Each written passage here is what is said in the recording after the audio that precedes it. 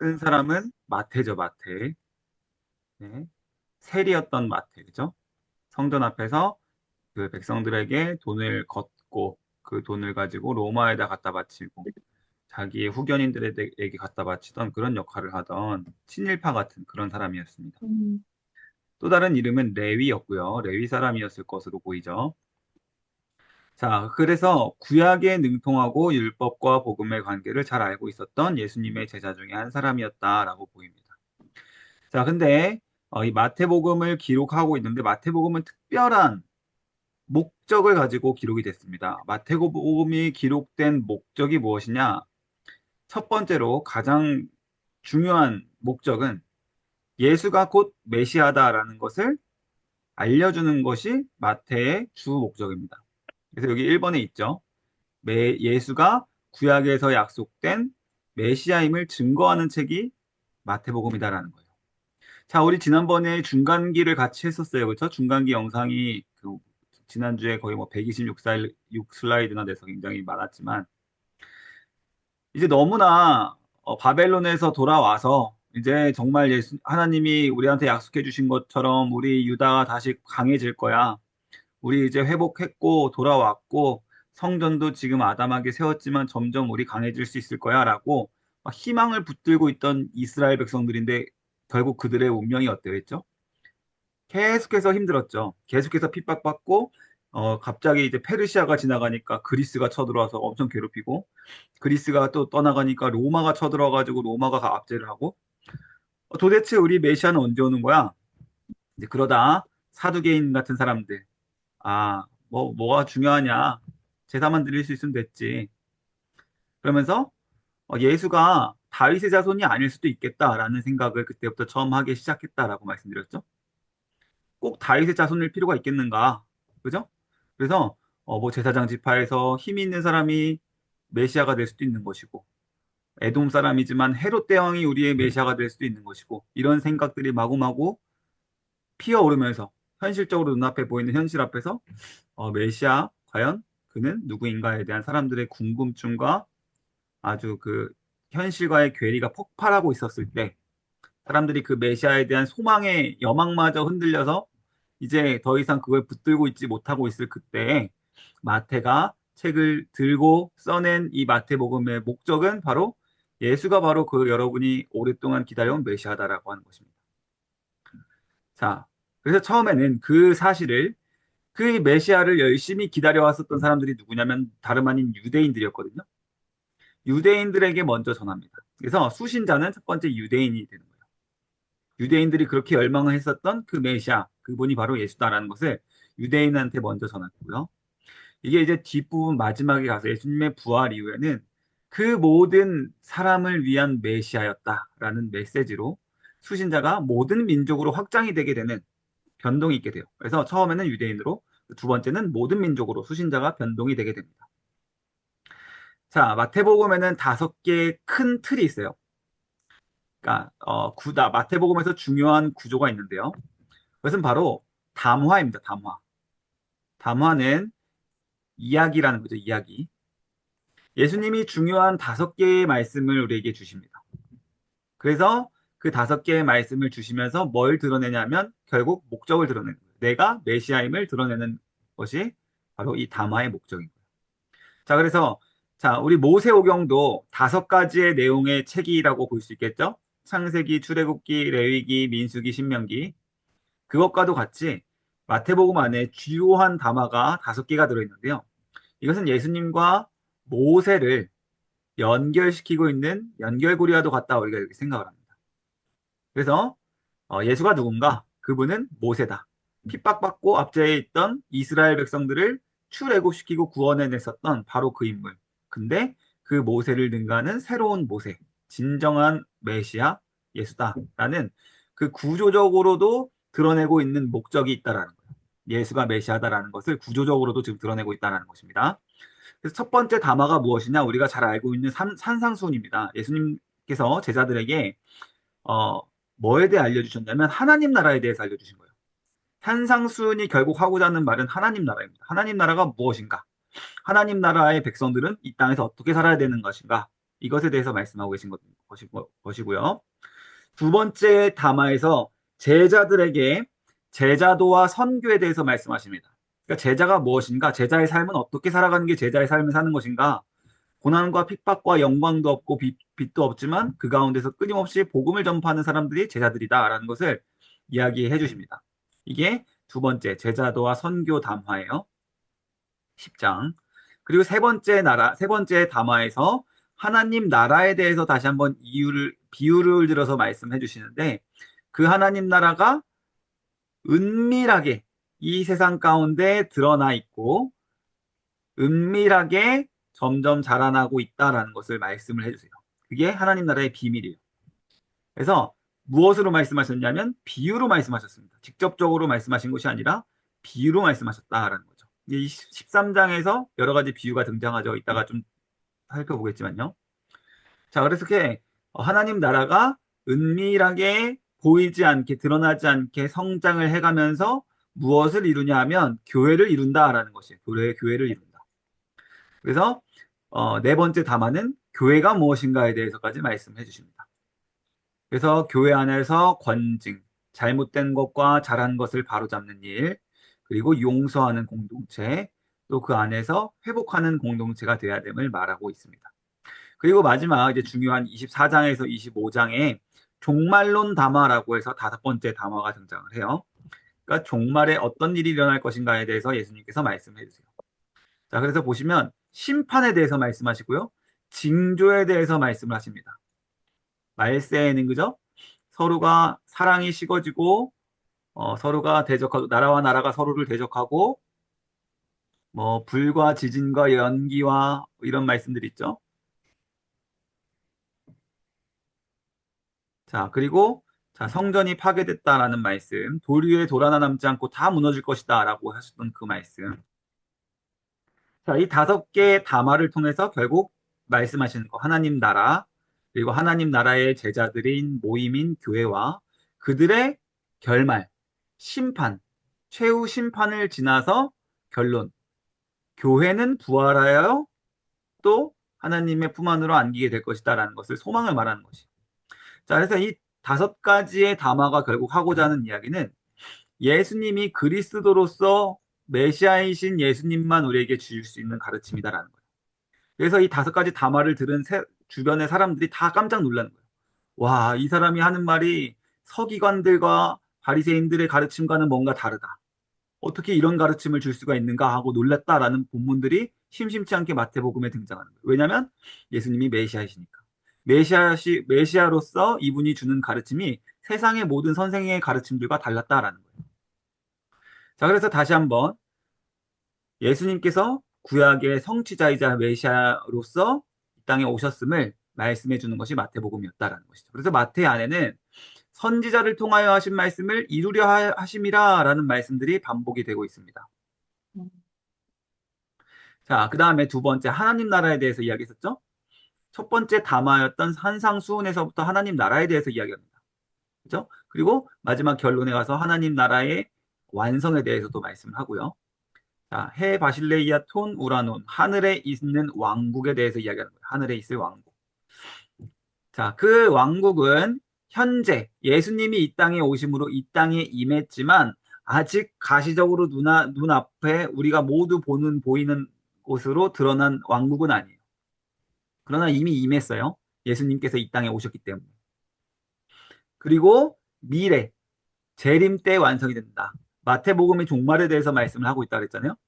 종말 이후에 심판이 모두 끝난 이후에 그때 우리가 모두 다 이 하나님 나라에 들어가게 될 텐데 그때 완성이 된다라는 거예요.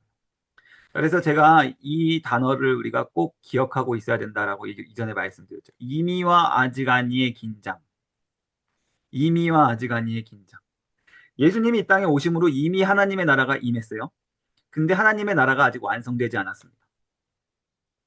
그렇죠? 우리는 죽어서 완성될 하나님의 나라에 들어가게 될 거예요. 예수님이 재림하신 후에 우리가 죽은 상태에서 기다리고 있다가 예수님이 재림하셔서 이 땅을 심판하시고 완성될 그 하나님의 나라에 완성된 그 나라에 들어가게 될 거예요. 그래서 이미와 아직 아니의 긴장. 이것을 우리가 잘 기억해야 됩니다. 이것을 우리가 개인적으로도 해석할 수 있어요. 나는 구원을 아직 받았지만 내 구원이 완성이 안 됐어요. 그래서 내가 아직 요만큼밖에 안 돼요. 이미와 아직 아니 사이의 긴장입니다. 이 땅의 교회는 예수님을 전하는 교회가 왜 이 모양이 왜 이 땅에서 그 모양밖에 안 되지? 이미와 아직 아니의 긴장 사이에 있기 때문에. 그래서 이게 굉장히 중요한 원리입니다. 예수님이 이 땅에 오셨고 우리가 이미 구원을 받았고 교회가 예수를 전하지만 아직 완성되지 않은 우리의 모습, 교회의 모습을 우리가 함께 생각해야 된다. 자, 그래서 교회란 에클레시아다라고 예전에 말씀을 드린 적이 있습니다. 에클레시아는 부르심을 받은 사람들이에요. 어디 어디 밖으로 부르심을 받은 사람들. 어디 어디 밖으로 부르심을 받은 사람이라는 뜻을 가지고 있는 부르심을 받은 자들이라는 뜻을 가지고 있는 헬라어인데요. 이게 교회라는 거예요, 교회.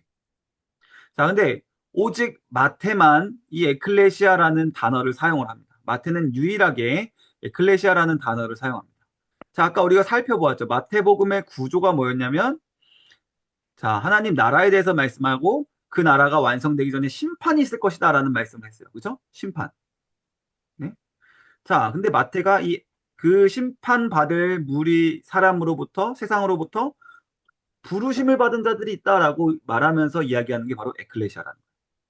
그러니까 교회가 무엇이냐? 교회란 하나님의 심판으로부터 밖으로 부르심을 받아서 구원받을 자들의 모임이 바로 교회구나. 마태는 그렇게 보고 있다라는 거예요. 이 에클레시아라는 말이요. 어디 어디 밖으로 부르심을 받다라는 뜻입니다. 자, 그러면 세상 밖으로 부르심을 받은 자들. 멸망당하고 심판받을 세상의 바깥으로 부르심을 받은 자들, 그 사람들이 바로 교회다. 그 사람들에게는 핍박과 고난이 있지만 마침내 영광이 있다. 그것을 말씀해 주시는 분, 메시아 예수님. 이것을 이야기하고 있는 것입니다. 자, 그러므로 또 율법과 복음에 대해서도 메시아이신 예수님께서 분명하게 가르침을 주십니다. 율법과 복음이 서로를 보완하고 서로를 완성하는 존재다. 서로 대체하는 존재가 아니다라는 것이죠. 자, 그리고 율법은 지켜야만 우리가 구원을 받는 것이 아니라 율법은 복음을 가진 우리, 은혜를 받은 사람이 마땅히 지키고 기꺼이 순종해야 될 말씀의 내용들이다. 그래서 서로가 서로를 결코 상치하는 그런 개념이 아니다라는 것을 예수님이 설명을 해주시죠. 뒤에서 좀 더 자세히 보겠습니다. 자, 그리고 자, 이토록 마태가 강조한 것이 예수님은 메시아다. 예수님은 왕적인 메시아다라는 것을 이야기했는데, 아니 그 왕이 어떻게 저렇게 힘없이 죽임을 당할 수가 있는가에 대해서 후반부에는 점점 포커스를 맞춰가요. 무슨 메시아라고 했는데 우리가 기대했던 메시아는 저 로마를 때려부시고 우리를 진짜 다시 강한 이스라엘로 만들어줘야 되는 메시아가 우리가 기대했던 메시아인데 왜 그 메시아는 고난받고 죽어야만 했는가? 그것에 대해서 마태복음은 시작부터 끝까지 일관되게 이야기합니다. 자, 한번 그것도 한번 보도록 하겠습니다. 자, 선교와 만민국. 그래서 처음에는 유대적인 색채, 아까 말씀드렸죠? 수신자가 처음에는 유대인이었다. 그러나 결론은 만민 선교로 넓어진다. 모든 사람들을 향해서 이제 넓어진다. 그 분기점이 되는 그 분기점이 어디일까요? 언제부터 유대인과 만민 구원을 구분하는 분기점이 될까요? 어떤 사건이? 십자가가 바로 그 분기점이 됩니다. 십자가 이후에 처음에는 유대적인 색채를 엄청 떼요. 그래서 사마리아 여인이 선생님이요 주인이 먹던 음식을 개도 핥아 먹습니다. 우리도 구원해 주세요라고 이야기했을 때 예수님이 굉장히 단호하게 말씀하셨잖아요. 너희에게 전해줄 어? 은혜가 없다라고까지 말씀하셨잖아요. 그 여인을 굉장히 비하하듯이 말씀하셨어요. 그게 예수님께서 십자가를 지시기 전에는 온전히 유대인들에 대한 메시지와 유대인들의 미움을 사서 결국 십자가를 향하셔야만 했기 때문에 그런 것입니다. 그래서 이 유대인들에게 모든 집중과 이목을 다 받으신 후에 십자가 죽으신 이후에는 이제 만민구원에 대한 길이 열려버린 거예요. 자, 좀 더 뒤에서 보도록 하겠습니다. 자, 그래서 마태복음을 읽을 때는 역시 예수님을 중심으로 읽어야 됩니다. 자, 그 다음에 언약신학적으로 읽어야 됩니다. 언약신학이 뭐냐면 구약부터 신약까지 전부 똑같은 한 이야기를 하고 있다라는 거예요. 아, 이 마태복음이 이야기하고 있는 게 다 구약에서 이미 얘기했던 것들의 성취구나 라고 생각을 하시면서 읽으시면 된다라는 거예요. 그리고 마태복음에서 중요하게 말하고 있는 거 하나님 나라. 하나님 나라가 뭔가? 하나님 나라의 백성은 어떻게 살아야 되는가? 그 정체성에 대해서 생각을 해보셔야 되고요. 그 하나님 나라 백성들의 모임이라고 하는 교회는 어떤 모습으로 드러나야 되는가? 이것을 우리가 함께 생각해 봐야 되는 것이죠. 그래서 교회의 삶, 그리고 마태복음에서 드러나 있는 심판에 대한 말씀, 종말론, 그 심판으로부터 꺼내심을 받은 교회, 이것을 우리가 연장선상에서 같이 생각하시면서 읽어야 된다는 것입니다. 자, 이번 장별 주요 사건을 정리했는데 요거는 개인적으로 한 번 더 정리하실 때 보시면 좋습니다. 1장부터 28장에 각각 어떤 사건들이 있었는가가 정리가 되어 있거든요. 이거는 마지막에 한 번 더 보세요. 지금까지 읽으신 부분 중간까지 한 번 더 보셔도 됩니다. 자, 제가 이제 바로 오늘은 3번으로 넘어갈 건데 3번이 이제 중요합니다. 마태복음에 난제가 있어요. 1장에 어떤 사건이 있었는데 그 사건이 의미가 뭔가 뭐 이런 식으로 해서 쭉 한번 하나씩 읽어보도록 하겠습니다. 자, 마태복음의 처음에 족보로부터 시작하죠. 이거는 우리가 성경책을 한 번이라도 펼쳐보신 분들은 다 아실 거예요. 그죠? 아브라함서부터 시작해서 다윗에까지 이르기까지, 그죠? 다윗의 자손 예수라까지 다 나오는데 누가복음에 있는 족보와 차이점이 있다라는 것이 이제 많은 비평주의학자들이 이거 봐, 너네 틀렸다. 성경은 오류가 많은 사람들이 만든 책이야. 이런 이야기를 하거든요. 자, 그런데 여기에 분명한 그 목적과 이유가 있다라는 거예요. 자, 아까 말씀드렸지만 마태복음에서 마태가 이 글을 기록할 때 예수님이 메시아인 것을 강조했는데 특별히 예수님이 왕이신 메시아다라는 것을 강조를 합니다. 그렇죠? 근데 다윗 왕의 자손으로서 그러니까 왕적인 메시아를 강조하는 이유, 다윗의 계열인 것을 강조하는 이유, 우리가 지난번 중간계에서 봤었던 그 모든 이유와 연달아져 있는 거예요. 사람들이 다윗의 자손이 아닐 수도 있겠다고 생각했거든요. 하지만 그게 아니라 맞다. 다윗의 자손이신 이분이 예수님이다. 왕적인 메시아를 강조하고 있는 이유인 것입니다. 어떤 사람들이요. 동정녀 탄생한 것을 가지고 히브리어 이사야 7장에 보면 알마라고 한 이 단어를 처녀가 아니라 그냥 젊은 여자라고 해석하는 사람들이 있었어요. 지금도 그거 가지고 시비를 거는 사람들이 있는데 우리는 실제로 남자를 알지 못했던 마리아가 성령의 능력으로 아들 예수님을 낳으셨다라고 분명하게 고백을 하고 있고 이것은 또 우리 안에서는 이견이 없을 줄로 압니다. 근데 이제 꼭 공부를 좀 많이 하신 어떤 히브리어를 좀 많이 파신 분들 중에 이렇게 주장하시는 분들이 꼭 있어요. 자, 두 번째, 2장에 가면요, 동방 박사들이 별을 보고 헤롯 왕을 찾아와서 메시아로서 나신 이가 어디 있느냐라고 묻는 장면이 있죠. 자, 그때 그 동방 박사는 몇 명이었을까요? 우리가 알고 있는 상식에 의하면 3명이죠. 근데 성경 어디에도 동방 박사가 3명이라는 기록이 없어요. 네. 동방 박사들이라고만 돼 있어요.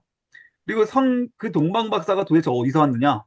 어떤 사람들은 막 한국에서 왔다고 하는 사람들도 있고, 동방에서 왔다고, 뭐 인도에서 왔다고 하는 사람들도 있고, 뭐 사람들마다 다 다른데 알 수는 없죠.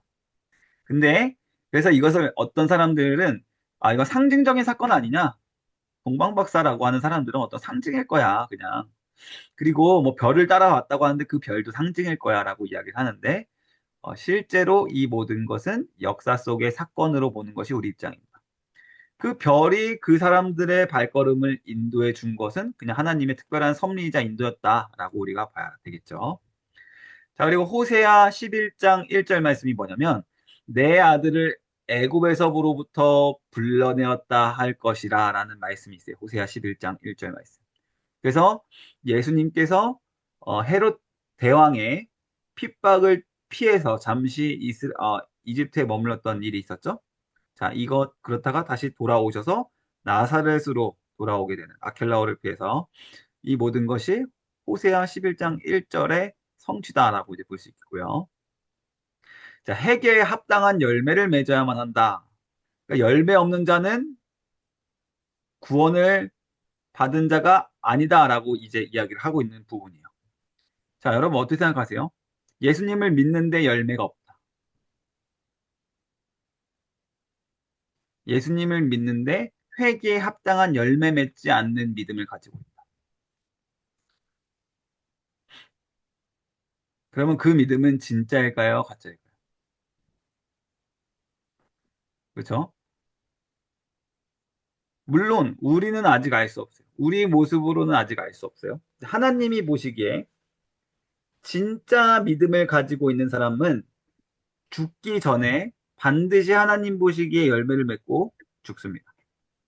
그런데 진짜 믿음이 아닌 사람은 끝까지 열매 맺지 못하고 죽는 거예요. 그래서 회개에 합당한 열매를 맺으라 라고 했을 때, 열매를 맺어야지만 구원받을 수 있다라는 게 아니라, 열매가 있는지 없는지를 보고, 그 믿음이 진짜인지 아닌지를 볼 수 있다라는 것을 말하고 있는 3장이었죠. 자, 그리고 3장에서 이제 공설이 권사님이 중요한 질문을 해주셨었는데, 예수님이 왜 세례를 받으셔야만 했는가라는 것이죠. 예수님이 왜 세례를 받으셔야만 했는가? 예수님은 죄가 없으신 분이에요. 자, 근데 세례에는 의미가 있습니다. 세례. 물 세례의 의미는 죽음입니다. 죽음. 세례의 의미는 죽음이에요. 그리고 씻음. 근데, 자, 씻음이라는 것 자체가 죽음을 통해서 일어나는 씻음이거든요. 그러니까 우리가 살아생전에는 죄로부터 영원히 씻음을 받을 수가 없는 존재다라는 것을 보여주는 것이 세례예요. 그래서 내가 완전히 죽어서 정결함을 입는다라는 것의 상징이 세례인 것이죠. 예수님이 지금 그 세례를 받으셨다라는 것은 사역을 가장 시작하시는 그 순간에 세례를 시작하면서 세례를 받으면서 사역을 시작하셨다라는 것은 그분이 하실 사역이 바로 이것이다라는 것을 보여주는 거예요. 그분이 하실 일이 바로 우리의 죄 씻는 일을 하실 것이다. 그러니까 그분이 죄가 있어서 그분이 씻음 받는 게 아니라 우리를 대신해서 우리의 죄를 그분의 죽음으로 씻어 주실 것을 상징하는 사건이 예수님의 세례다라는 거예요. 예수님이 공생의 시작을 하시면서 바로 우리의 의를 위하여 나에게 세례를 베풀어 주라라고 요한에게 말씀하셨죠. 요한이 나는 당신의 신들매를 감당할 수도 없습니다. 라고 이야기했을 때 예수님이 이 일을 우리가 해야만 해. 의를 위해서라고 이야기합니다. 의. 이 의라는 단어 좀 기억해 두세요. 그 의. 자, 그래서 예수님의 세례 의미가 무엇인가? 정확하게 표현하면 의의 전가다라는 것이죠. 의의 전가. 이 말 이제 굉장히 중요하죠. 의의 전가.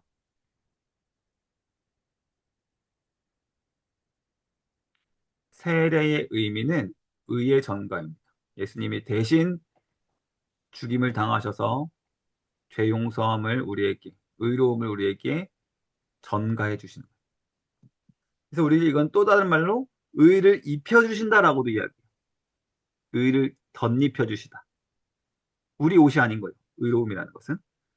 근데 예수님이 그 의로움을 우리에게 전달을 해주시고 입혀주신다라고 표현을 하는 것입니다.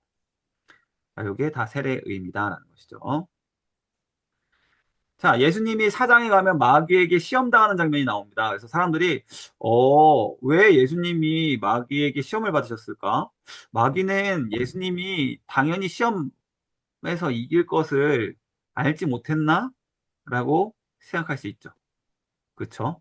마귀는 그렇게 생각했을 거예요. 왜냐하면 첫 번째 하나님의 아들이라고 할 수 있었던 누구를 똑같이 시험에서 넘어뜨렸기 때문일까요? 아담이죠, 아담. 그죠? 근데 그 아담은 하나님의 피조물이었어요.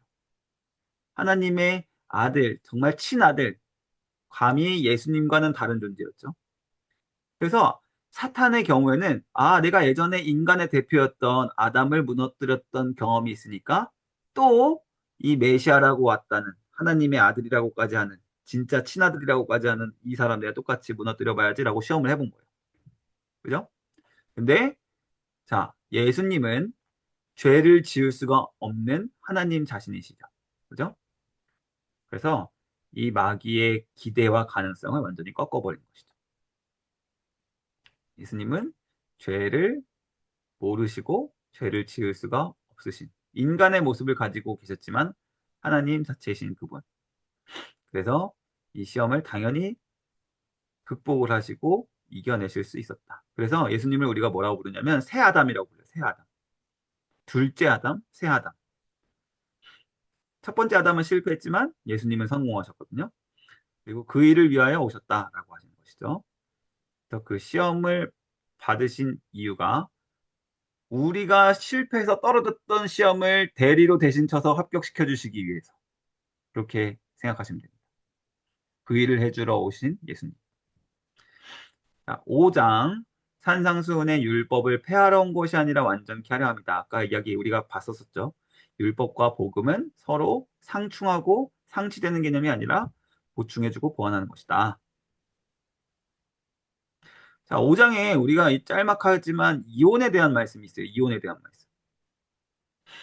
그래서 이혼의 말씀이 있는데 5장에 나타나는 이혼에서 이혼하지 말아야 됩니까? 그러면 성경에서 이렇게까지 뭐 다 품으라고 하는 것은 이혼하지 말라는 건가요? 어, 그렇죠. 좀 어려운 문제긴 한데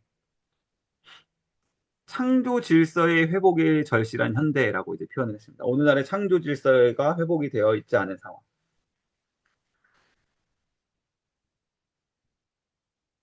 그래서 남자가 자기 아내를 버려버리고 자기 아내를 돌보지 않는 경우가 아니라면 이혼하지 말라라고 이야기를 하는 거예요.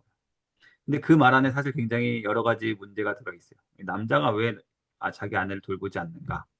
그 관계 안에 오늘 현대에서는 뭐 남자 뭐 여자 간의 뭐 어떤 그런 달라진 그런 것들을 우리가 생각해 볼 수 있겠죠. 그러나 어쨌든 하나님이 말씀하고 계신 것은 결국 이혼하지 말라라고 하실 때 그 근본적인 이야기는 남자는 여자를 지켜야 된다라는 거예요.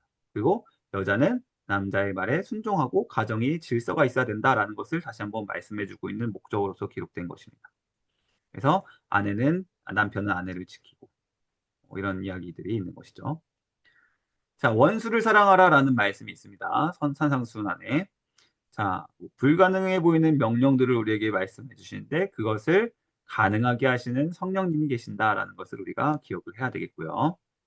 자, 6장 주기도문에 보시면 시험에 들게 하지 마옵시고라고 이제 해석이 되어 있습니다. 그래서 우리가 어떤 사람들이 이것을 보고 하나님이 우리를 시험에 들게도 하시는 분인가? 라고 생각하시는데 그런 의미가 아니라 마귀가 우리에게 시험을 걸 때 우리가 그 시험에 빠져 넘어지지 않게 하시옵소서라고 우리를 보호해 주시옵소서라는 뜻의 기도입니다. 그 부분 한번 다시 기억해 주시면 좋겠고요. 구제와 기도와 금식은 은밀히 행하라라는 말씀이 있어요. 자, 드러나는 행위. 그러나 또 공적인 신앙. 다 같이 함께 한 떡을 떼며라는 이런 말씀도 있죠. 다 같이 모여서 뭐 다 같이 모였을 때 해야 되는 것들이 있어요. 말씀을 다 같이 듣고 공예배를 드리고 주일 예배를 드리고. 근데 구제하는 일, 기도하는 일, 금식하는 일만큼은 예수님이 은밀히 행하라라고 이야기해요. 그래서 이 두 거의 차이점이 무엇인가를 우리가 생각해 볼 수 있어야만 합니다. 두 개의 차이점. 자, 다 같이 하는 일, 그리고 나 혼자 내 존재가 드러나는 일. 그 차이점. 그 일을 했을 때 그 일을 통해서 하나님이 드러나는가? 아니면 사람인 내가 드러나는가? 그런 차이점을 생각해 볼 수 있겠습니다. 그래서 다 같이 모여서 예배를 드리며 하나님을 영광 돌리며 하나님을 드러내는 공적인 신앙, 공적인 예배 같은 것들은 우리가 모이기에 힘쓰라라고 예수님이 말씀하시지만 자칫하면 내 한 사람이라는 내 이름과 내 존재가 드러날 수 있는 일에서만큼은 예수님은 오히려 은밀히 하여 하나님께 집중하게끔 말씀을 해주시는 것입니다. 6장에 나온 은밀히 행하라라는 명령의 말씀이라고 보시면 되겠어요. 자, 7장 보시면 비판하지 말라라고 예수님은 말씀하시는데 그럼 교회 안에서 뭐 치리하고 어떤 성도에 대해서 잘못을 추궁하고 하는 일도 다 비판하지 말라고 하는데 그런 거 왜 합니까? 라고 말씀하시는 분들이 있는데 그것과는 다른 말씀이요. 치리는 교회의 순결성을 위한 것입니다. 교회가 말씀에 순수하게 잘 유지될 수 있고 말씀을 따라 행할 수 있도록 교회 안에서 질서를 바로잡는 일이지 치리는 정죄하는 일이 아니에요. 당신 잘못했으니까 뭐 이렇게 벌 받으십시오라고 하는 게 치리 선언이 아니라는 거예요. 치리에 대해서 잘못 이해하고 있는 분들이 있어요. 결국에 치리의 최종적인 궁극적인 목적은 회개예요. 그 사람이 이 부분은 잘못된 거구나 회개하고 돌아오시오라고 하는 그 선언이 치리인 것이죠. 비판하는 것이 아닙니다. 근데 여기서 마태복음 7장에서 말하고 있는 비판하지 말라라고 하실 때 이 비판은 정죄를 말씀하는 거예요. 정죄. 네가 그랬으니까 잘못했어. 네 때문이야 라고 너 때문이야 당신 때문이야 라고 탓하는 거 있잖아요. 그런 거 하지 말라라는 거예요. 교회에서 말하는 치리는 결국에는 회복과 질서를 위한 것이다. 그 차이를 우리가 생각해 볼 수 있어야만 하겠습니다. 7장에 보시면 좁은 문으로 들어가라라는 말씀이 있습니다. 좁은 문. 자, 이때 이 우리 좁은 문에 대해서 잠깐 생각해 보실 수 있어야만 하겠어요. 좁은 문은 열려 있어요. 누구든지 이 문을 향해서 지나가고자 하면 지나갈 수 있다라는 거예요. 그게 구원의 보편성이에요. 누구든지 들어갈 수 있는 문이에요. 누구든지 들어갈 수 있는 문이 세워진 거예요. 예수님께서 십자가를 통해 죽으심으로 말미암아 좁은 문이 세워졌습니다. 근데 중요한 건 사람들이 좁은 문으로 들어가려고 하는 사람들이 없다라는 거예요. 적다라는 거예요. 그러니까 구원이 모든 사람을 향해서 예수님은 구원을 이미 이루셨어요. 좁은 문을 만드셨기 때문에. 근데 죄인인 사람들이 그 좁은 문으로 들어가려고 하는 사람들이 적다라는 거예요. 예수님의 잘못이 아니죠. 그래서 구원의 보편성. 모든 사람들을 향해서 구원이 열려 있다라고 할 때는 좁은 문이 세워져 있다라고 생각을 하시면 되겠습니다. 그러나 사람들이 그 완고한 마음으로 그 문으로 들어가려고 하지 않는다라는 것이죠. 7장에 또 열매로 알리라라는 말씀이 있죠. 열매를 통해서 그 믿음이 진짜인가 아닌가를 알 수 있다라는 것이죠. 자, 8장에 보면 거라사, 가다라 뭐라는 이름으로 사보마다 좀 다르지만 지역에서 귀신 들린 자를 그 귀신을 쫓아내는 사건이 등장을 합니다. 왜 하필이면 돼지인가? 라고 이제 생각하실 수 있겠죠. 뭐 돼지가 이제 어떤 사람들은 그렇게 해석하는 사람들도 있어요. 가장 이스라엘 백성들이 천대하던, 그죠? 제일 부정하다라고 여겼던 그런 동물이었죠. 그래서 사탄이, 그러니까 마귀가 그 귀신들이 우리는 군대요라고 이야기하잖아요. 우리는 수가 너무나 많다. 근데 그 모든 귀신들을 그 돼지에다가 다 안에 넣게 하시고 돼지가 다 바다에 빠져 죽어버리죠.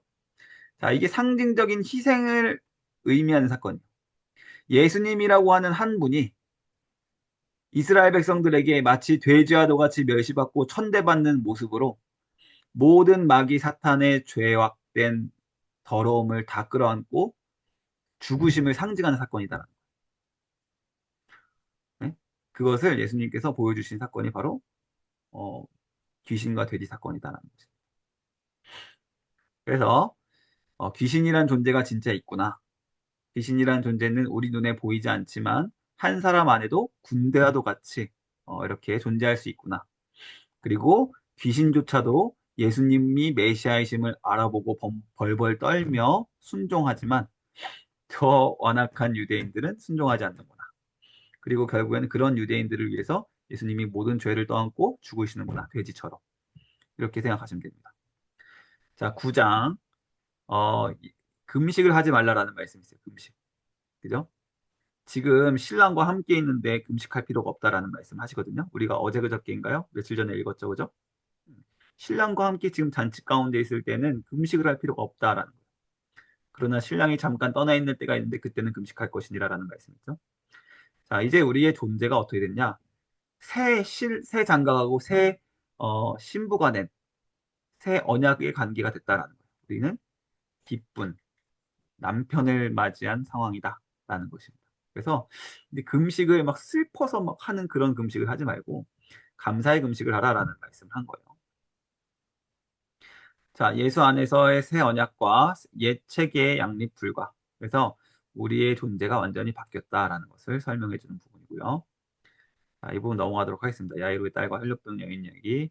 자, 혈류병 걸린 여인 얘기가 누가복음에 나오는데 야이로의 딸 요 사건하고 이제 비슷한 사건이 있다라는 거예요. 자, 아까 또 나왔었죠. 10장에 보면 이때만 해도 예수님께서 사마리아를 향하는 길을 통해서 가지 말라라고 제자들에게 말씀하세요. 사마리아를 통해서 가지 말라. 그러니까 이방 땅을 통해서 지나가지 말라라고 말씀하세요. 자, 여러분, 만약에 예수님이 이방 땅에도 열심히 예수님을 전했다면, 복음을 전했다면, 이방 사람들이 막 예수님을 메시아로 칭송했겠죠? 자, 이거 생각해 볼 수 있어요. 그러면 예수님은 잘하면 십자가에서 돌아가지 않으셨을 수도 있어요.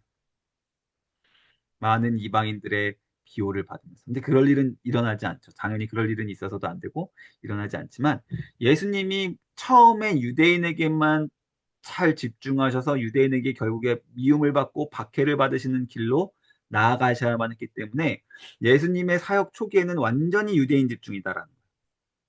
그러나 그 유대인들의 모든 기대를 다 깨버리면서 실망을 시키시면서 결국에는 미움을 받으시면서 십자가에 처형당하실 수밖에 없는 그 길로 예수님이 지금 향하고 계신다라는 것을 우리가 생각할 수 있어요. 예수님 왜 이방인들 왜 안 된다고 하시지? 왜 자기를 구원해 달라고 하는 가르침을 달라고 하는 저 여인에게 저렇게 예수님 야박하게 말씀하시지? 이런 생각이 가끔 들거든요. 복음서 읽다 보면. 근데 그게 다 이유가 있다라는 거예요. 예수님께서 지금 걸어가시는 길이 유대인들에게 완전한 미움과 핍박의 길로 지금 걸어가셔야만 하기 때문에 그런 행동과 말씀들을 하시는 거다라는 거예요. 자, 제자들에게 또 제자도에 대해서 중요한 말씀, 담화의 말씀을 하시는데 내가 너희에게 화평을 주러 온 줄로 착각지 말라. 난 너희에게 검을 주러 왔다. 이런 말씀하시거든요. 이거 우리에게 하시는 말씀이에요. 제자들에게 하시는 말씀. 예수님을 믿고 예수님을 전하는 너희들 가운데 평안과 화합과 뭐 평화가 있는 게 아니라 도리어 칼이 있다라는 것을 이야기합니다. 그게 뭐냐면 가족과 사회와 공동체 안에서 너 핍박당하고 고난받을 거야라고 예수님이 말씀하십니다. 검을 주러 왔다. 이게 분열을 상징하는 거거든요. 칼은 분리와 갈등을 상징하는 것입니다. 그래서 다른 성경에서 평화의 왕이신 예수님인데 왜 칼을 주러 왔다고 하시지? 라고 이제 이 부분을 좀 어려워하시는 부분들이 있어요. 근데 어려울 것도 없는 게 예수님이 항상 강조하는 평화와 화평은 하나님과의 평화와 화평이에요. 예수님이 우리를 위해서 이루어주신 평화와 화평은 우리가 사람들끼리, 우리가 친한 사람들끼리 평화하고 화평하는 게 아니라 우리 한 사람 한 사람이 하나님하고 화평하게 되는 평화의 왕이고 평강의 왕이신 분이거든요. 그래서 때로는 우리의 가족들, 내가 속한 사회, 공동체 안에서 내가 예수님을 믿는 이 복음 때문에 미움받고 배척당하는 일, 그런 일이 있을 수 있다라고 예수님이 지금 10장에서 제자도를 말씀하시면서 이야기하는 거예요. 그래서 다시 한번 결론으로 복음은 하나님과에는 화평을 주지만 동시에 세상과는 갈등을 불러오는 것이다. 이게 제자도의 삶이다. 제자들이 걸어야 할 길이다. 그래서 내가 너희들에게 화평을 줄 걸로 착각하지 마라. 나는 너희들에게 검을 주러 왔노라. 라고 말씀을 하시는 것입니다. 자, 이 세례 요한이 질문하는 부분이 나오죠. 11장에 오실 그이가 당신이십니까? 메시아의 이해가 불완전했어요. 그럼에도 불구하고 예수님의 말씀을 다시 한번 붙잡고 믿기로 하죠. 자, 또 공설이 권사님이 질문으로 올려주셨던 것이에요. 천국은 침노하는 자의 것이 무슨 의미입니까? 두 가지로 의미가 있어요. 천국이 아주 폭력적으로 침탈을 당하고 박해를 당한다라는 의미가 아니겠는가라고 말하는 사람들도 있고, 우리는 또 전통적으로 많은 사람들이 따르는 해석은 열심을 가지고 구원을 향한 열망을 가지고 있는 구원받은 사람들이 계속해서 천국으로 들어가게 되면서 천국 입장에서는 침노를 당하는 것이다 라고 보는 것이 우리의 입장이다라고 이야기했어요. 그래서 침노한다라는 그 행위는 열심 있는 추구다라고 보시면 되겠어요.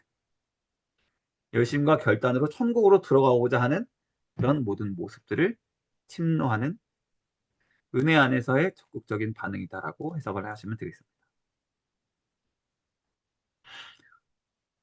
자, 안식일 논쟁. 자, 율법의 해석의 진짜 그 중심이 무엇인가? 하나님이 율법을 주실 때 그 율법의 정말 그 근본이 무엇인가? 결국 하나님 사랑과 이웃 사랑이라는 것이죠. 하나님이 제사보다 순종이 낫다. 나는 너희의 그 수많은 양과 염소에 이미 질렸다. 그 냄새에 질려버렸다라고까지 말씀하시죠. 내가 원하는 것은 인애가 아니냐. 강자가 약자를 돌보고 서로가 사랑하는 것이 아니냐. 내가 원하는 것은 사랑이다. 너희들에게 그걸 하라고 율법을 주고 제사를 준 것이지, 그거하고 너희끼리 서로 핍박하고 사회 안에 부조리가 이렇게 넘쳐나는 거, 나 절대 반기지 않는다라고 하나님께서 구약에서 여러 차례 말씀하셨잖아요. 결국에는 사랑이 중심이 돼야 된다. 그래서 제자들이 안식일에 밀싹을 베어 먹는 일에 대해서도 제자들이 그렇게 배고프니까 당연히 베어 먹을 수 있다라고 이야기를 하시는 거고요. 그러나 바리새인과 선생들은 그걸 가지고 이제 비난하고 정죄했죠. 그래서 예수님이 안식일의 주인이 누구냐? 율법의 진짜 그 중심의 가르침이 뭐냐? 사랑이다. 하나님 사랑, 형제 사랑. 이것이 가장 먼저 핵심이 돼야 된다라는 것을 이야기하는 것이죠. 자, 그리고 12장에 보시면 성령 회방죄라는 단어가 나와요. 이거 굉장히 중요한 말씀이죠. 어떤 순복음 다니시는 분들이 이 말씀 되게 좋아하시더라고요. 그래서 내가 막 방언하고 예언하고 막 여러 가지 성령적인 행동하는 거를 가지고 반대하거나 비판하는 거는 성령 회방죄야라고 이렇게 이야기하시는 분들 가끔 있어요. 근데 그거 아니에요. 여기서 말하는 예수님이 말씀하신 성령 회방죄는 예수님이 아까 말씀하셨죠. 모든 사람을 향해서 좁은 문을 세우셨어요. 구원의 길을 다 열어주셨습니다. 근데 끝까지 그 길로 들어가지 않는 자들 있죠? 네? 그게 바로 성령 회방죄라는 거예요. 성령님이 이 땅에 오셔서 하시는 일들은 예수님이 이루신 구원을 각 사람에게 적용시켜주는 일을 하시거든요. 그래서 각 사람에게 믿게끔 하시는 분이 바로 성령님이에요. 그래서 예수님이 달성하신 그 구원을 이로 완성을 시켜주시는 분이 성령님이신데 그걸 끝까지 완고하게 거절하는 거예요. 그래서 결국 좁은 문으로 들어가지 않고 멸망당하는 사람들, 그것을 성령 회방죄라고 하는 것입니다. 그래서 성령 회방죄에 대해서 우리가 좀 이해가 좀 일치가 됐으면 좋겠어요. 어떤 막 성령적인 막 성령 충만한 어떤 행동을 막 방해하고 하지 말라라고 말하는 게 성령 회방죄가 아니라 끝까지 복음을 거절해서 그 길로 들어가지 않는 것이 성령 회방죄라는 것입니다. 자, 13장부터 이제 비유들이 많이 나오죠. 가라지 비유. 교회 안에서도 혼합의 현실이 있다. 교회 안에서도 예수님을 진짜 믿는 사람들이 있고 예수님을 믿는 것 같이 행동하지만 실제로는 예수님을 믿는 것이 아니라 교회 안에 사람들과 교회 안에 어떤 이런 인맥 관계, 이해 관계에 의해서 나오는 사람들이 있을 수가 있다. 아니면 자기의 자아 실현 수단으로 사용하는 목사들도 있을 수도 있고요. 이런 식으로 교회 안에 진짜 구원받을 사람들과 구원받지 못할 사람들이 가라지처럼 섞여 있다라는 거예요. 그러나 넘어가겠습니다. 자, 겨자씨와 누룩 비유. 이것은 눈 깜짝할 사이에 엄청나게 부풀어 오르고 커져 나간다라는 거예요. 고난과 박해 가운데 있을지라도 하나님의 교회는 성장해 나간다. 놀라울 만치. 자, 14장에 보면 오병이어 사건, 칠병이어 사건 막 등장하죠? 자, 이거 역사적인 실제 사건일까요? 아니면 상징일까요? 실제 사건입니다. 우리는 실제 사건으로 봅니다. 사건이 아니라 실제 사건으로 봅니다. 자, 예수님께서 물 위로 걸으신 사건이 있습니다. 실제 사건일까요? 상징적인 사건일까요? 네, 실제 사건이라고 봅니다. 실제 역사적인 사건. 제자들의 믿음을 훈련하고자 하신 목적이 있는 사건이었다. 자, 바리새인 전통 비판. 오늘 공설이 권사님이 또 질문하셨던 부분이죠. 장로의 유전이라고 하는 거. 율법을 더 잘 지켜내기 위해서 바리새인들이 만들어낸 몇백 가지의 조항들이 몇 걸음 이상 걸으면 안 되고 뭘 들고 어디를 가는 것도 일이고 이런 것들을 막 세부 조항들을 만들어내는 게 장로의 유전들이거든요. 자, 그것에 대해서 예수님 비판을 하셨습니다. 그래서 그걸 비판하신 거지 율법 자체를 폐기하시는 분이 아니다라는 거예요. 예수님은 오히려 율법이 하나님의 사랑과 형제 사랑을 알게 하고 또 우리의 부족함을 깨닫게 하는 수단이다라는 것을 이야기해 주셨죠. 자, 여기 가나안 여인 사건 나오죠. 예수님의 처음에 거절하셨죠. 그래서 이 모든 길이 결국 예수님의 십자가를 향해서 있는 것이었다라고 이야기했죠. 그리고 그럼에도 불구하고 주인도 더러 그 상에서 떨어지는 개도 주인의 상에서 떨어지는 것을 먹나이다라고 했던 그 믿음. 그 믿음으로 가라. 너의 믿음이 너를 구원하였다라고 예수님이 말씀하시거든요. 이것이 상징하는 것은 이방인들도 구원받는 때가 오는데 결국 이방인도 구원받는 수단은 결국 믿음이다라는 거예요. 너의 믿음이 너를 구하였다. 이 말씀 자체. 믿음이 너를 구원한다. 행위가 구원하는 것이 아니라 믿음이 모든 사람들을 구원할 수 있다. 그러니까 좁은 문으로 가는 사람들 누구든지 구원받을 수 있다라고 예수님이 다시 한번 확정적으로 말씀해 주신 것입니다. 16장에 굉장히 중요한 사건이 나와요. 아, 사람들은 나를 누구라 하느냐. 그죠? 때로는 뭐 예레미야라고도 하고 뭐 이렇게 이야기하는데 그러면 너희는 나를 누구라고 하느냐. 그죠? 베드로의 신앙 고백. 그때 주는 그리스도시요 살아계신 하나님의 아들이십니다. 자, 주는 그리스도시요. 그리스도라는 말이 메시아라는 뜻이에요. 히브리어 메시아를 헬라어로 옮긴 게 그리스도예요. 그러니까 마태의 지금 가장 본질적인 목적을 베드로는 이해를 했다라는 거예요. 이 책을 기록하고 있는 목적을 베드로는 딱 이해했다라는 거예요. 그러니까 베드로를 우리가 자꾸 수제자라고 이야기하는 게 베드로는 예수님이 하신 그 말의 목적을 좀 그 의중을 잘 꿰뚫어 보는 사람이었던 거예요. 주는 그리스도시요 이 말이 딱 나온 거예요. 예수님 당신 메시아. 우리가 그렇게 기다렸던 메시아 당신이십니다.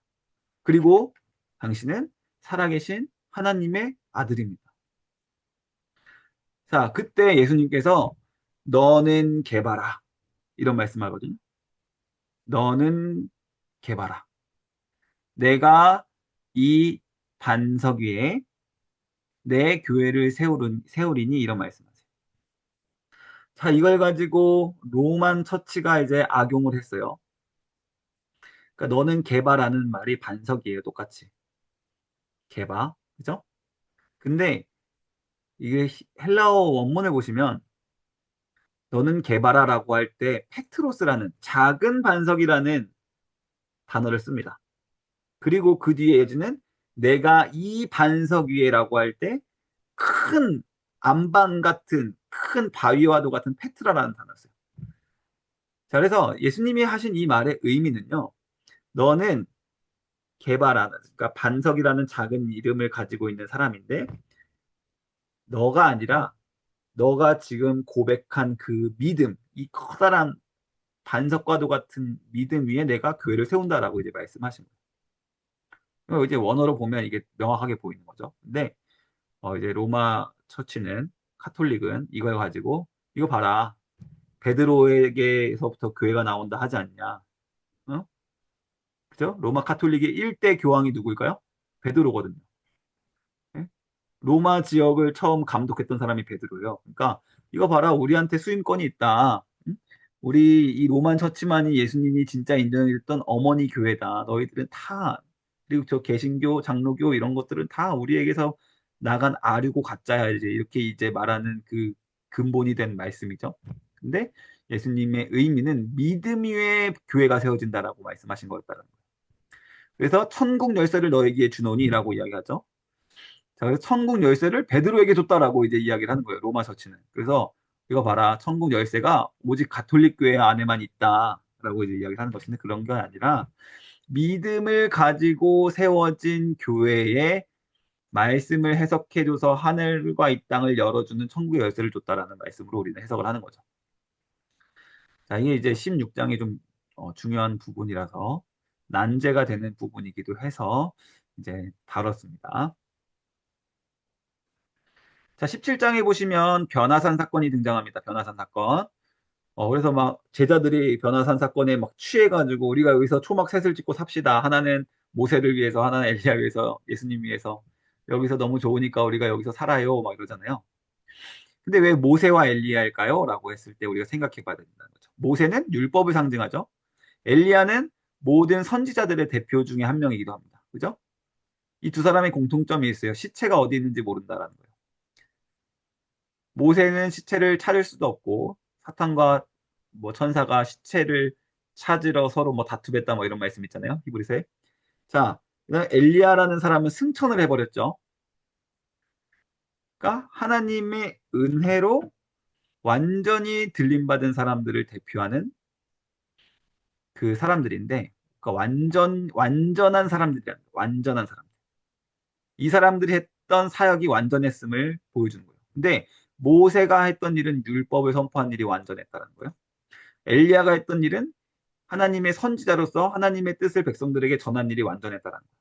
근데 예수님이 변화산에 올라가셨을 때 모세와 엘리야가 이 땅에 내려와서 세 사람이 완전히 그렇게 신적인 그런 모습을 가지게 됐다라는 이 말이 예수님이 모세와 엘리야가 그토록 평생을 이뤄서 평생을 통해서 이뤘던 율법과 선지자의 성취의 완성이다라는 것을 보여주는 사건이다라는 것입니다.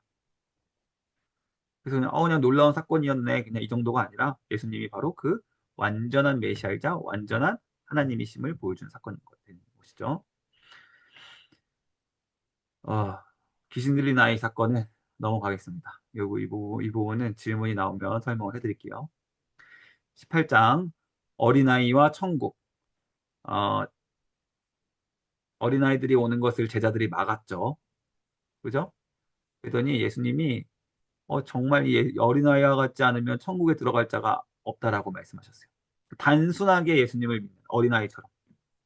그리고 순수하게 의심하지 않고 따지지 않고 정말 어린아이와도 같이 예수님을 믿는 자들이 천국을 들어갈 수 있다라고 예수님이 말씀하신 거예요.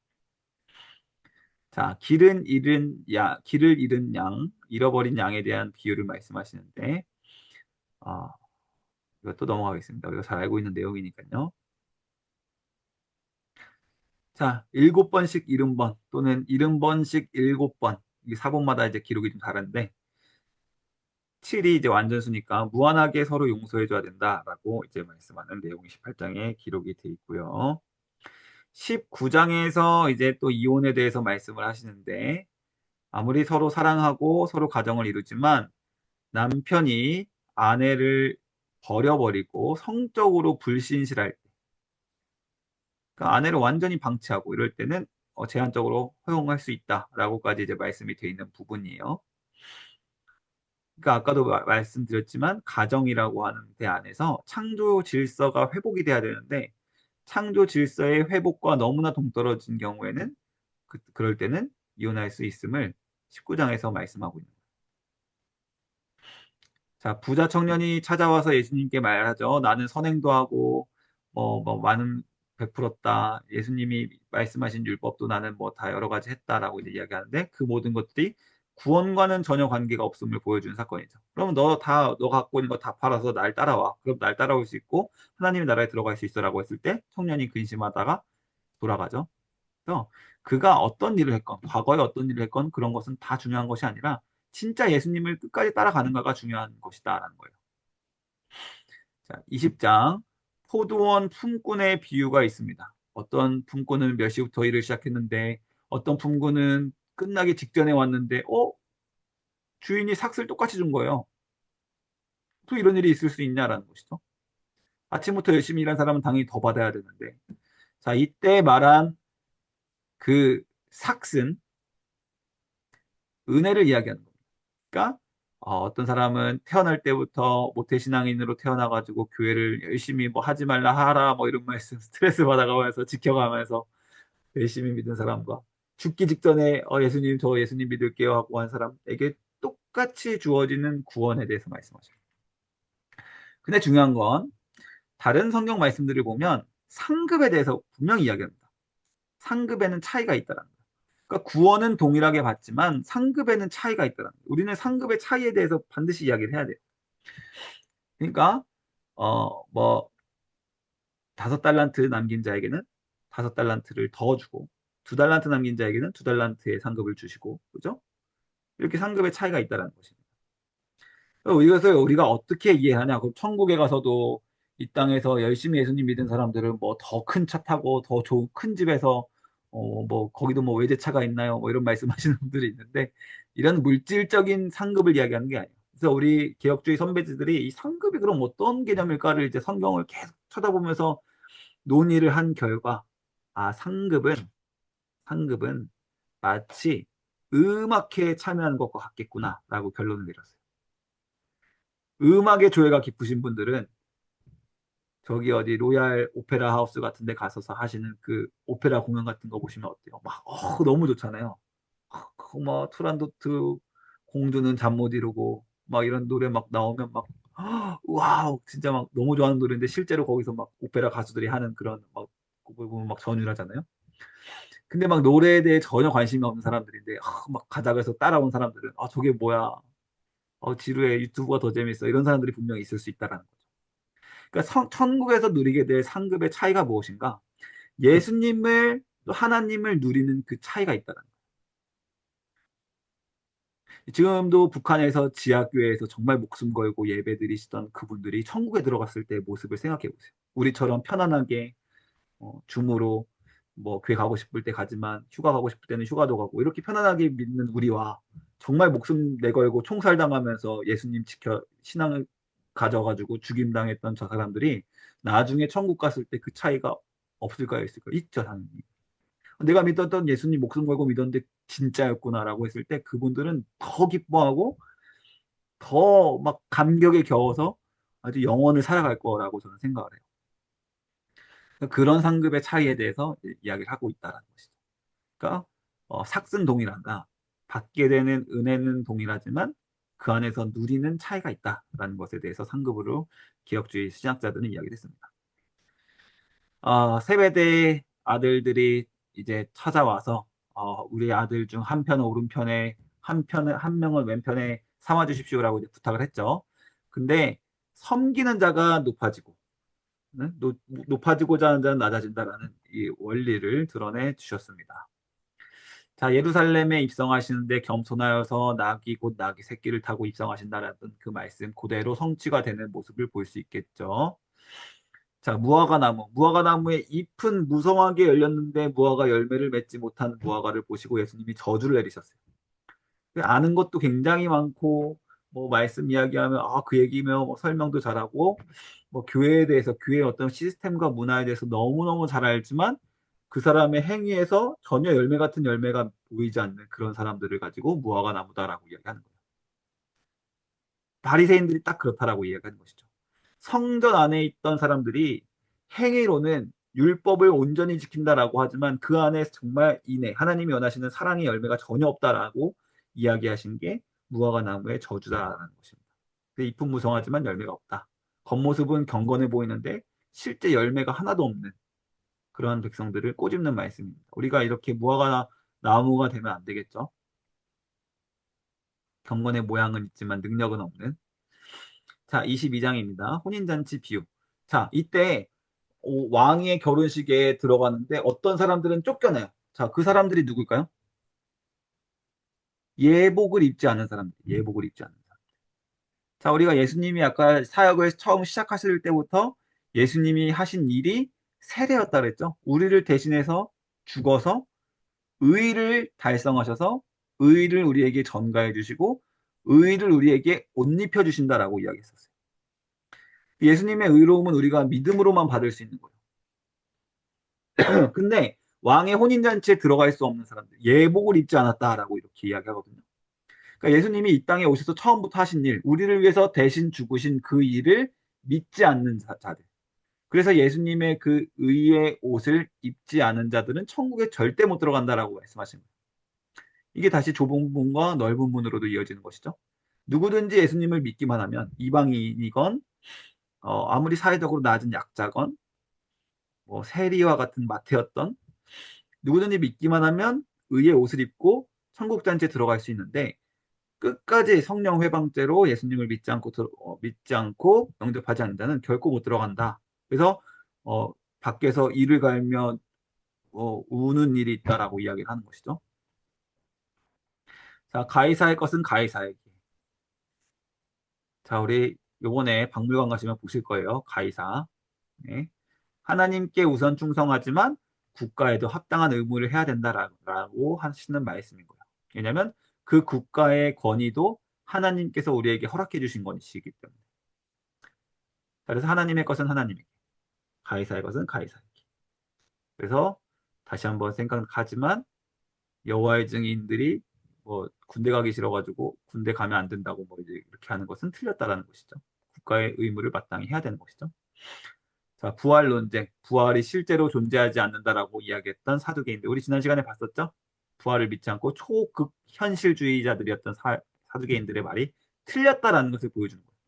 사두개인들이 했던 말 중에 또 대표적인 게 다윗의 자손이 아닐 수도 있겠지 메시아가 라고 했던 거였거든요. 그것이 틀렸다라고 이야기하는 거예요. 처음부터 끝까지 다윗의 자손이 맞다. 부활이 있다라고 이야기를 하는 것입니다. 23장 화 있을진저 율법주의를 비판하고요. 외식적인 행위들을 비판하시는 말씀이 있고요. 자, 24장, 25장 이 부분 굉장히 이제 중요한 말씀이죠. 종말 담화. 예수님 저기 좀 보세요. 우리가 너무나 사랑하는 우리의 성전입니다. 헤롯 대왕이요. 에돔 사람이었잖아요. 근데 지난주에 우리가 살펴봤잖아요. 그 어, 잠깐 마따디아 가문에서 왕이 된 사람들이 있었는데 형하고 동생하고 싸운 적이 있었다 그랬잖아요. 그래서 로마에서 한 장군이 와가지고 그죠? 성전을 다 쳤어요. 성전 안에까지 들어가고 뭐야 언약궤 없네 뭐 없네 다 하면서 그 성전을 다 무너뜨려 버렸어요. 그래서 그렇게 열심히 만들었던 수룹바벨 성전이 다 무너져 버렸습니다. 근데 이제 헤롯 대왕이 에돔 사람이지만 왕이 되고 나서 유대인들의 환심을 사기 위해서 성전을 다시 지어요. 그게 삼성전이에요. 세 번째 성전. 근데 제자들이 모든 유대인들이 그 성전을 보면서 너무 기뻐했어요. 아, 헤롯이 진짜 우리의 메시아일까 그러면? 근데 저 성전 진짜 좋다. 40년 동안 저렇게 제대로 지었었어야지. 어떻게 보면 진짜 수룹바벨 성전은 빨리 없어지는 게 좋았을 수도 있어. 라고 그렇게 생각을 하고 있었던 사람들. 제자들이 예수님에게 말씀합니다. 예수님, 저 성전 좀 보십시오. 우리 성전 너무 멋있지 않습니까? 저기 좀 보십시오. 이제 거의 다 완공이 되어 가는데 너무 멋있고 너무 규모가 큽니다. 예수님이 거기다 하신 말씀이죠. 돌 위에 돌 하나도 남기지 않고 다 무너질 것이다. 라고 말씀하신 거예요. 그러니까 저 눈에 보이는 성전에도 반드시 심판이 임한다. 결국에는 그 일이 있고 난 딱 70년 뒤에 그 성전이 진짜 돌 위에 돌 하나 남지 않고 다 무너져 버려요. 나중에 이제 예루살렘 가시면 이제 보시겠지만 종말에 대해서 예수님이 말씀하신 거예요. 그래서 가까운 사건 70년 티투스 장군이 와가지고 그 성전을 다 무너뜨리죠. 그리고 그 성전 무너뜨리고 거기서 전리품으로 콜로세움을 세웁니다. 나중에 그 다 이제 거기 가서 보실 거예요. 박물관 가서. 자, 그리고 먼 사건. 진짜 예수님이 다시 오실 때 눈앞에 보이는 저 화려한 성전 아무 의미 없다. 진짜 성전이 되어서 예수님을 모시고 살았냐 안 살았냐가 중요한 것이다라는 것을 이야기하는 것이죠. 자, 또 어, 열처녀 비유. 우리가 좋아하는 비유죠. 준비하고 있어야 한다. 깨어 있어야 한다. 예수님이 언제 오실지 모르니 교회여 자지 말고 일어나라 라고 말씀하시는 거죠. 교회여 일어나라. 달란트 양과 염소 비유. 그날에는요, 예수님이 재림하셔서 심판하시는 그날엔 염소와 양과 같이 구원받을 자, 구원받지 못할 자가 쫙 분리가 된다는 것입니다. 다 드러난다는 거예요. 자,